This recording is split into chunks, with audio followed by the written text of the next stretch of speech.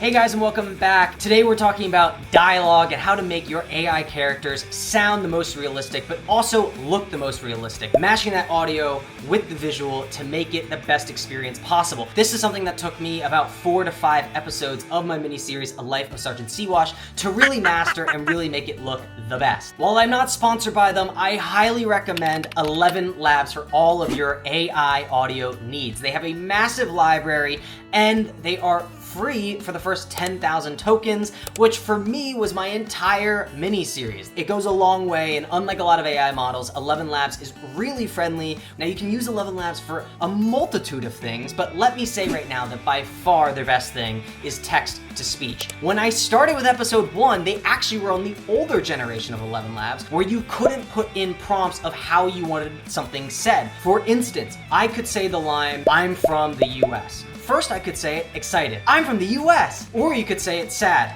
"Yeah, I'm from the US." And those have a huge difference in the emotional feeling for your audience. Excited, confidently, yelling, screaming, whispering, whatever you want, you can put it in brackets and then say the line. Super, super helpful. Second, they also have a huge library of voices, some that are paid for and some that are not. But their library that are not paid for, and you get 3 that you can choose to use that are paid for, but you get it from free. So also look at the ones that are paid for. Then what you're gonna wanna do is just type in what you want. Go line by line, don't put a whole paragraph in, because what you're gonna wanna do is make sure that each line is coming out with the exact tone that you want. And nicely enough, you can actually have multiple characters talking back and forth, meaning if you start with one character, their line, you can go to another character in the other voice. So when you're actually exporting the audio files, you can have them in sequence to what the dialogue in your film is, which saves you a lot of time. The other thing I'll say is that they generate 2 versions for you. You are going to want to listen to both and likely download both if you have enough dialogue back and forth, because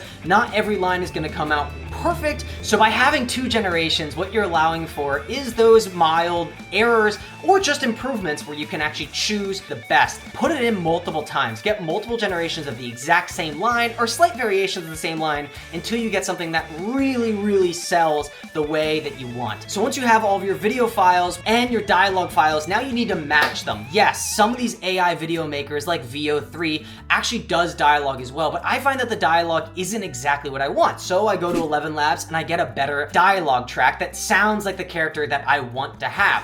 Maybe this sound is a little bit more funny or a little bit more serious than VO did, and I get the versatility from ElevenLabs. But here's the problem. Now that we're doing dialogue in one place and video in another, they don't necessarily match up. So how do we get that mouth to move and match the dialogue that's being said? Yes, you can just overlay the image with the dialogue and it's gonna look pretty good. And that's what I did, in all honesty, for episodes 1 through 3. So if you go back to Life of Sergeant Seawash, you're gonna find in those earlier episodes, there was no real matching of the mouth movements to the dialogue. I thought you Americans were risk takers. Fine. But what I found was really interesting. What you're gonna wanna do is go over the video file and find a place in the file where the character's mouth is shut. Now, when you drag that freeze frame over a point that you want him to stop, you can cut that for as long as you want. Meaning your character might be talking and then all of a sudden you overlay with the mouth shut to match a dialogue point where he stopped talking.